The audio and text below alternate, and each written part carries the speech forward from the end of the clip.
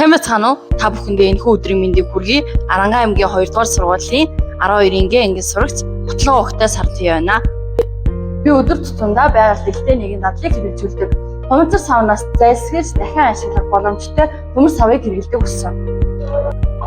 Яагаад вэ гэж юу? Хумцар сав нь хэдий нэг удаа ашиглахад тохиромжтой боловч байгаль задардаггүй, хөрс усанд маш их сөрөг нөлөөтэй.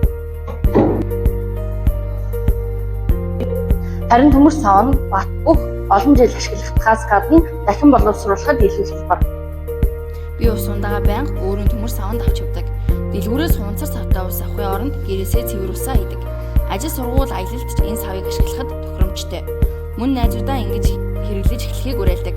Ингэснээр би жил хэдэн зуун хунцар сав хийхаас сэргийлж хог хаягдлыг мэдгэдэггүйд багасгаж чаддаг. Энэ бол байгалийн харилцах хамгийн энгийн алхам. Хэрвээ хүмүүр ийм дадалтай болвол бидний дэлхий илүү цэвэр эрүүл байх болно.